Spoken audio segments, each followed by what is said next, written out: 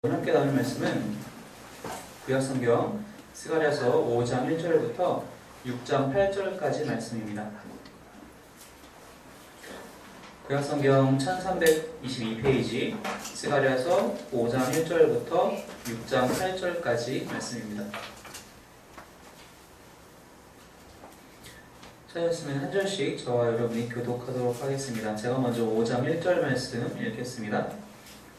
내가 다시 눈을 들어본즉 날아가는 두루마리가 있더라. 내가 대답하되 날아가는 두루마리를 보았느냐.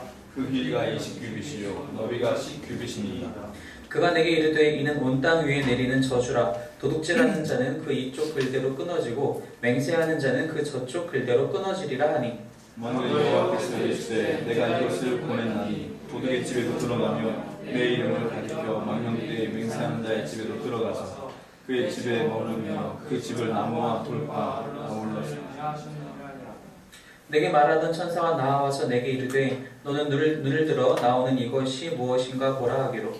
내가 묻되 이것이 무엇이니까 하니 그가 이르되 나오는 이것이 에바이니라 하시고 또 이르되 온 땅에서 그들의 모양이 이러하니라. 이 에바 가운데에는 한 여인이 앉았느니라 하니 그때 둥근 납 한 조각이 들리더라. 그들의 이른 아기라고 그 여인을 에바 속으로 던져놓고 납조각을 에바 아기 위에 던져뒀더라. 내가 또 눈을 들어본즉 두 여인이 나오는데 하계 날개 같은 날개가 있고 그 날개에 바람이 있더라. 그들이 그 에바를 천지 사이에 들었기로. 내가 네게 말하는 천사에게 묻되 그들이 에바를 어디로 옮겨가나이까.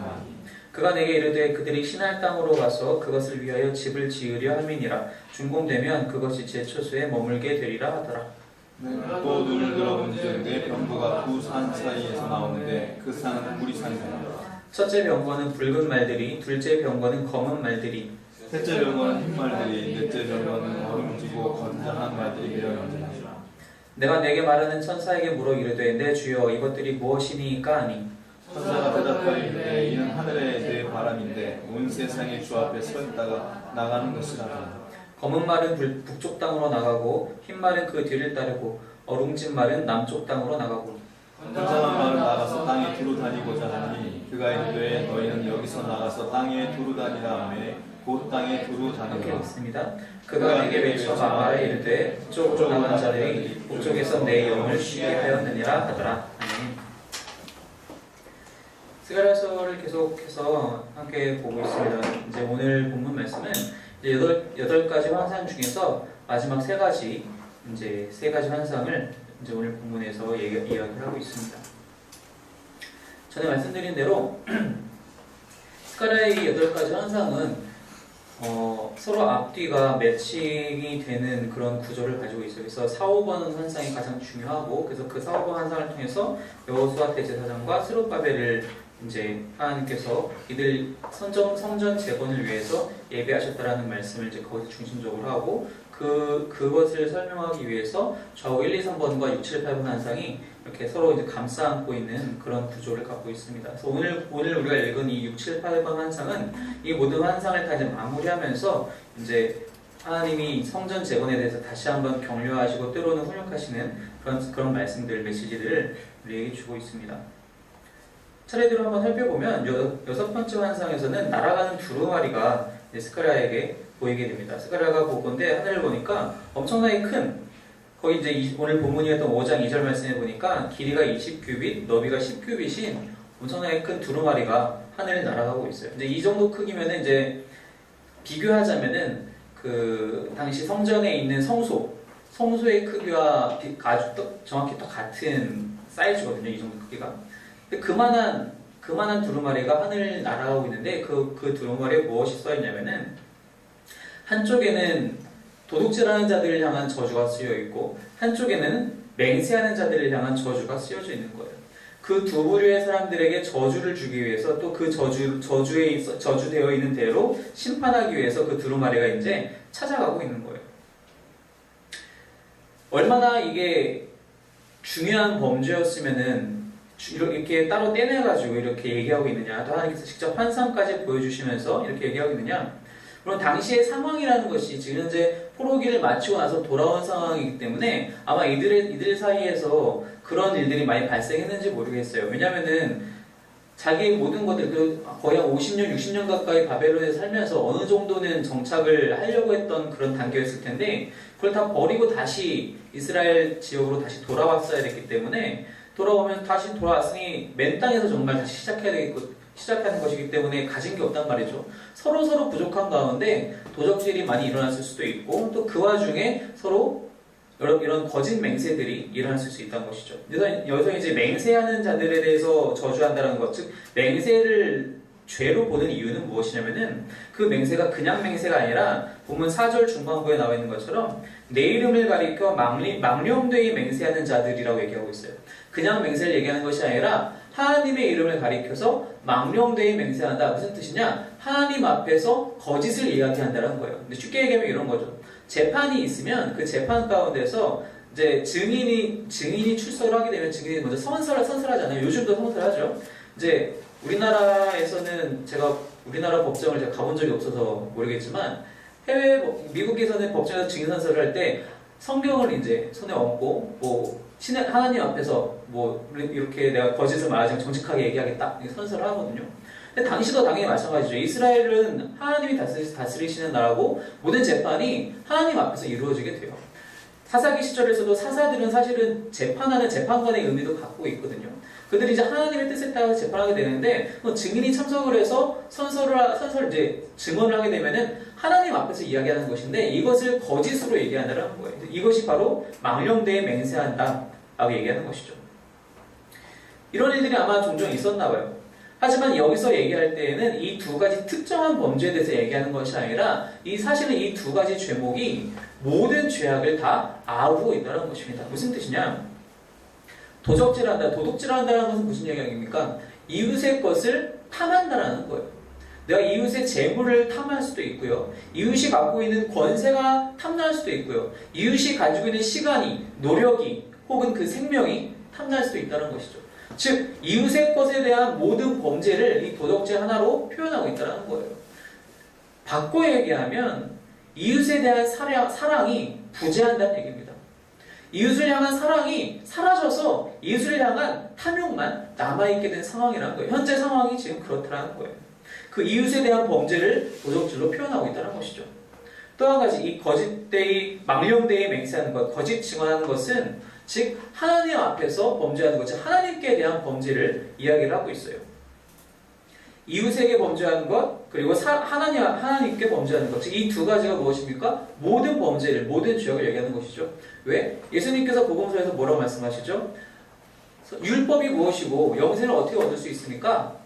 하나님을 사랑하라, 이웃을 사랑하라. 근데 이 두 가지가 정확하게 반대되는 것이 어디서 등장을 하는 것이죠. 도둑질과 망령되이 맹세하는 것으로. 즉 이웃에 대한 사랑이 부재하게 되었고 하나님에 대한 사랑이 부재하게 되어서 나타난 범죄들이 바로 이 도둑질과 망령되이 맹세하는 것이라고 합니다. 스가랴는 이 환상을 보면서 두루마리에 이 두 가지에 대한, 즉 모든 범죄에 대한 저주를 하나님께서 준비하고 보내신다는 것을 이 환상을 통해서, 날아가는 두루마리라는 환상을 통해서 보게 되었다는 것입니다. 그래서 이러한 범죄를 저지른 자들의 집에는 이 오늘 본문 5장 4절의 말씀과 같이 이렇게 망령되이 맹세하는 자의 집에도 들어가서 그의 집에 머무르며 그 집을 나무와 돌과 아울러 사르리라. 그 집을 완전히 황폐케 하신다라는 정말 무서운, 그건 두려운 그런 심판을 하나님께서 말씀하고 계시다는 겁니다. 요즘 같은 세상에 도둑질이라고 하면 사실은 도둑질하면 그건 당연히 나쁜 짓이지. 남의 것을 가지고 온다라는 것은 정말 나쁜 짓이라고 쉽게 인식하는 반면에 거짓에 대해서는, 거짓말에 대해서는 우리가 쉽게 이렇게 인식하지 못할 때가 많이 있어요. 우리 엄지사님도 이제 사업을 시작하셨지만 한국에서 사업한다는 게 사실 쉽지 않아요. 탈세는 기분이래요. 아직 안 하시죠? 탈세는 기분이래요. 제가 어렸을 때 이제 중고등학교 시절에 동네 학원을 다녔는데 원장 선생님이랑 정말 많이 친했어요. 저랑 한 15살, 16살 차이 나는 분이신데 그분은 탈세 당연한 거 아니야? 라고 생각하시는 분이에요. 당연히 귀 안 따지는 분이시고 야 이거 탈세 안 하면 너희들 이 가격으로 내가 너희들 가르칠 수가 없어. 제가 그렇게 들었어요. 어쩔 수 없다라는 거예요. 당연하다라는 거예요. 근데 그것은 거짓이잖아요. 거짓말이잖아요. 근데 이런 거짓에 대해서 이렇게 너무나도 당연한, 그 정도는 합리적으로 혹은 융통성 있게 생각해야 되는 건 아니야? 라고 우리가 생각하기 쉬운 이 시대에 우리는 다시 한번 이 부분을 생각해 봐야 된다는 것입니다. 예레미야 말씀 한번 볼까요? 예레미야 28장입니다.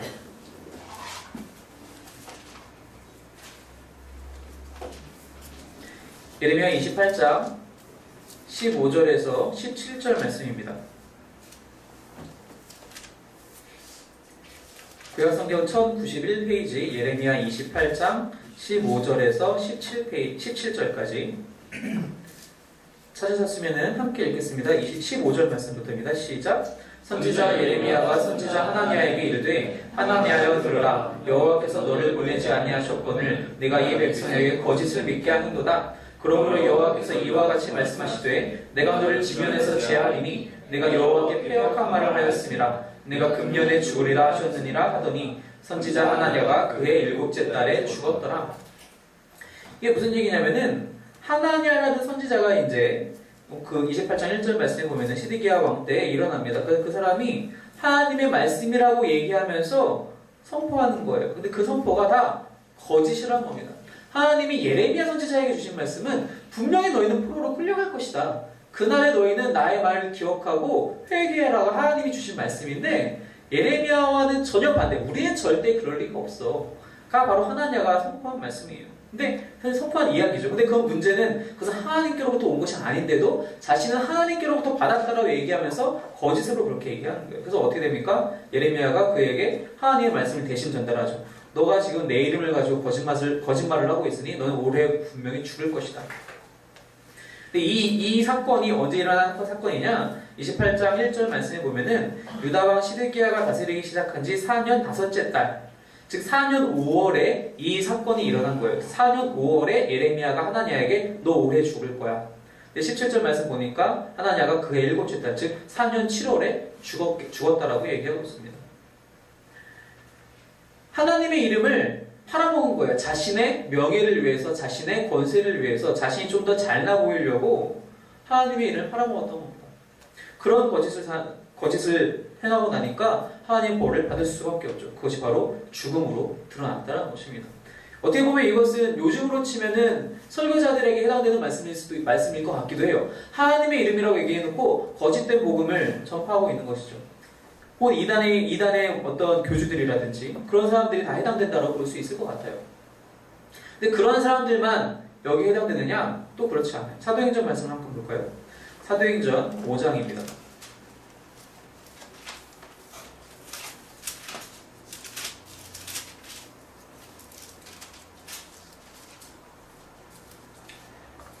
사도행전 5장 1절 말씀부터 11절 말씀까지를 보면은 우리가 잘 알고 있는 이야기가 나와요.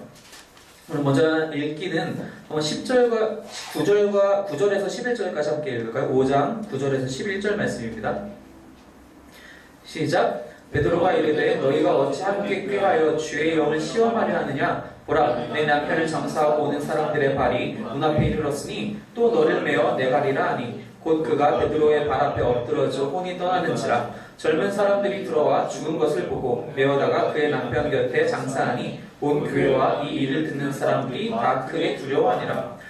아나니아와 삽비라가 이것이 우리의 땅을 판 전체 금액입니다 하고 베드로 앞에 갖고 와요. 근데 그것이 아니었잖아요. 팔아보니까 액수가 큰 거예요. 이걸 내가 다 헌금하기엔 좀 아까운데 라는 마음이 있었나 봐요. 그러면 그냥 정직하게 절반을 떼어서 베드로 사도 이게 우리가 판 돈의 절반인데 일단 이 절반을 먼저 헌금할게요. 나머지 절반은 저희의 필요에 의해서 좀 써야 될 것 같아요. 라고 했다면 어떻게 됐을지 모르겠어요. 그런데 정작 어느 정도만 갖고 가면서 이게 전부라고 거짓말을 한 거죠. 스스로는 베드로 한 사람만 속이면 되겠지라고 생각했는지 모르겠어요. 하지만 그것은 하나님을 속이는 일이었다는 것입니다. 어떻게 되죠? 그래서 그 자리에서 죽게 됩니다. 앞에 하나니아는 2달이라도 더 살았지만 이 아나니아 삽비라는 그 자리에서 바로 즉사하게 돼요. 거짓이라는 것은 우리가 쉽게 얘기하면 쉽게 그 상황만 모면하려고 보통 우리가 생각하기 쉽지만 그건 그렇지 않다는 거예요. 그 거짓은 나도 속이는 것이고 또한 하나님을 속인다는 것입니다. 당연히 하나님의 심판이 임할 수밖에 없다라는 것이죠. 이 6번째 환상을 통해서 하나님께서는 유다와 온 땅에 있는 그런 모든 죄악들에 대해서 심판을 말씀하고 계시다는 것입니다. 그리고 나서 이제 7번째 환상을 보게 되는데 그 7번째 환상은 무엇이냐면은 한 에바 안에 한 여인이 들어앉아 있는 모습을 스가랴가 보게 됩니다. 에바가 무엇이냐면은 하나의 단위예요. 우리로 치면은 예를 들어서 원래 쌀집에 가서 쌀 한 마리 주세요 하면 이제 쌀을 이렇게 퍼다주는 대밥 같은 거 있잖아요. 근데 그런 것들을 그런 단위를 이제 에바라고 하는 것인데 정확한 그 양은 우리가 지금은 알 수 없어요. 아마도 30에서 50리터를 넘지는 않을 것이다라고 우리가 보긴 해요. 근데 그 안에 한 여인이 들어가 있는 거예요. 근데 이제 스가랴가 이 환상을 보면서 천사한테 묻죠. 이것이 무엇입니까? 그랬더니 천사가 대답하기를 5장 6절에 이것은 에바이다. 온 땅에서 똑같은 모양을 갖고 있다. 여기서 이제 6절 후반부에 모양이라고 이제 얘기를 하고 있는데 단어를 이제 번역할 때는 또한 어떤 곳에서는 그들의 눈이 이러하니라.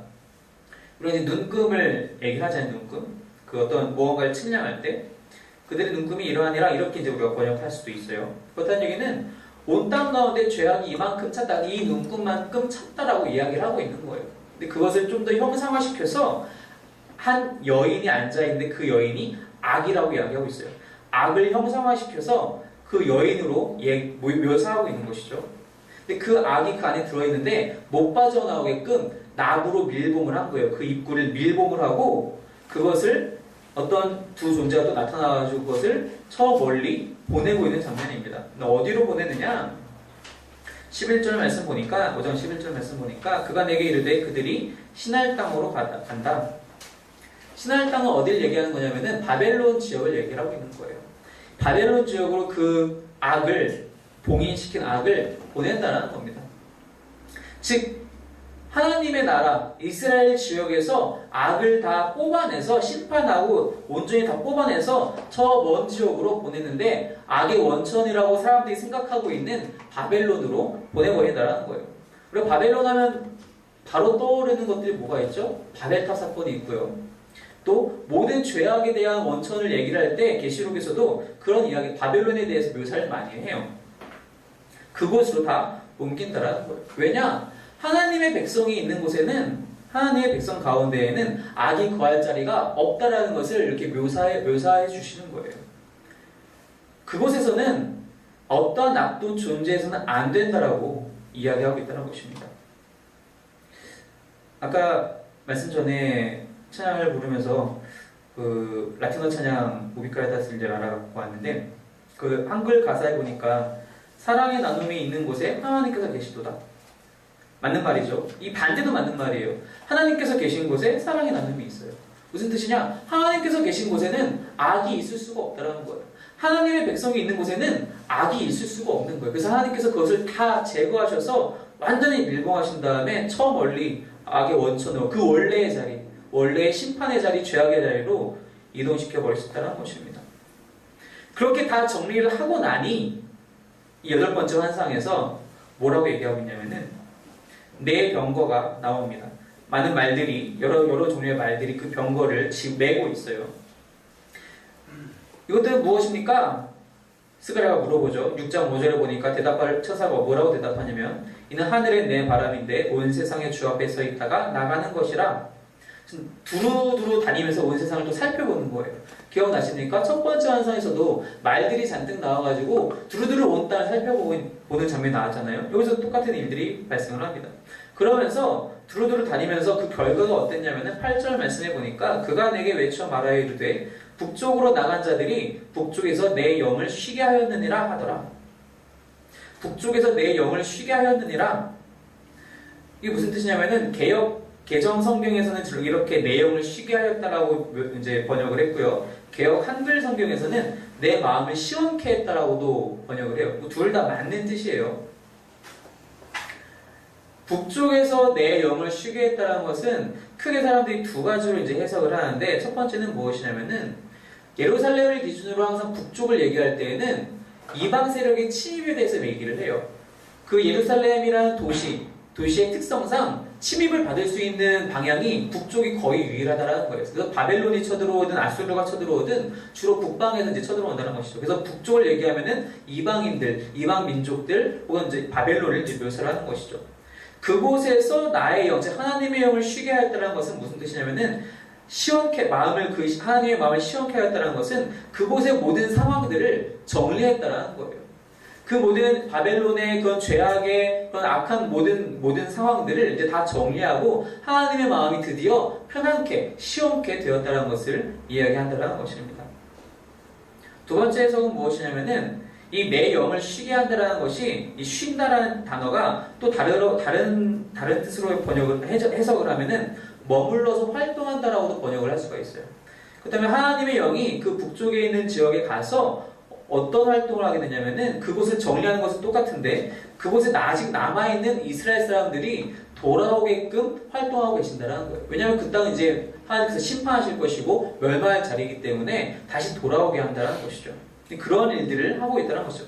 여기서 그래서 이 8번째는 병거가 나타나는 것이 이 병거에 태워 돌아온다라고 어떤 사람들은 해석하기도 해요. 무엇이 되었든 한 가지는 공통적인데 그게 무엇이냐면은 북쪽의 모든 상황을 정리하고 하나님의 마음이 시원하게 되었다는 것입니다. 즉 이제 6번째와 7번째 환상에서 모든 심판과 죄악, 악의 제거, 정화가 다 이루어지고 나서 8번째 환상을 통해서 하나님께서 묘사하시는 것은 이러한 일들이 다 지나가고 나서야 비로소 나의 마음이 시원케 되고 진짜 안식이 찾아온다 라고 이야기하고 있다는 거죠. 첫 번째 환상에서 뭐라고 얘기합니까? 첫 번째 환상에서 그 말들이 두루다니면서 세상이 평온하고 조용합니다 라고 얘기를 해요. 그런데 그렇게 전하면서 뭐라고 얘기하죠? 어떻게 이렇게 될 수가 있습니까? 라고 오히려 역설적으로 얘기하잖아요. 즉 세상 사람들이 생각하고 있는 평안과 조용한 안락함들은 하나님이 보시기엔 절대로 하나님이 원하신 평안과 안락함이 아니라는 거예요. 첫 번째 환상에서는 세상은 평안했지만 하나님은 이제 진노와 심판을 준비하고 계시는 거예요. 마지막 환상에서는 그러한 심판과 진노 때문에 세상 사람들은 벌벌 떨지만 이제 하나님은 안식하게 되셨다는 겁니다. 이것이 바로 하나님이 원하시는 회복이라는 겁니다.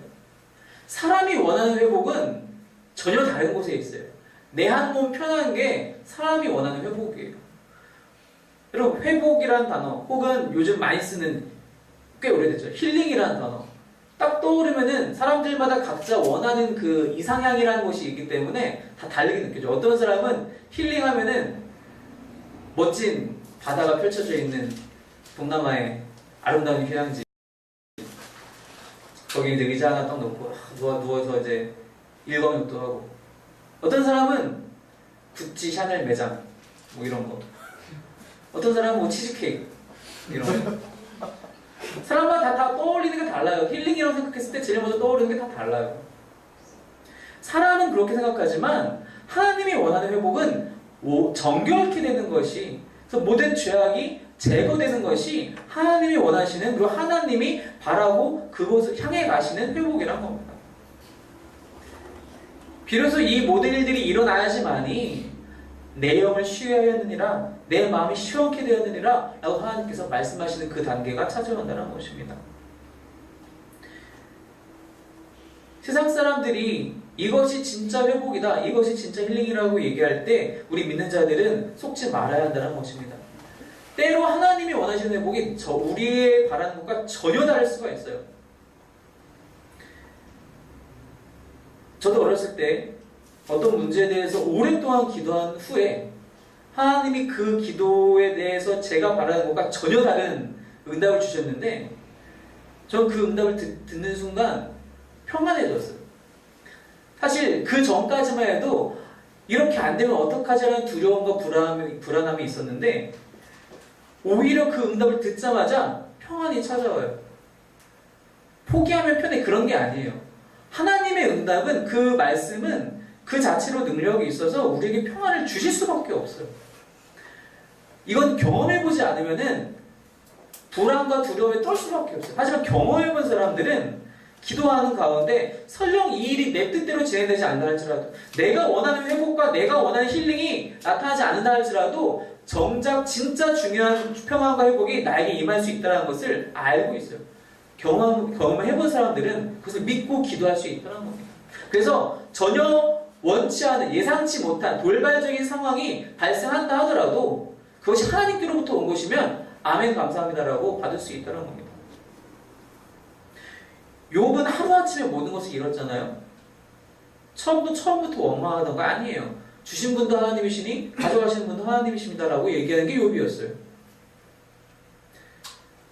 하나님이 원하시는 회복은 우리가 생각하는 것과는 다를 수가 있고 거의 대부분 다르다는 거예요.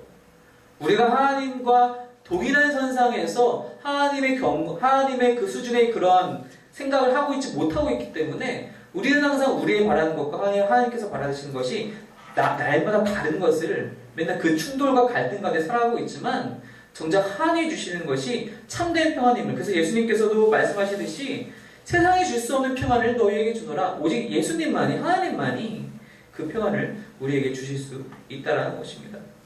이 모든 것이 하나님의 영으로 이루어진다라는 겁니다.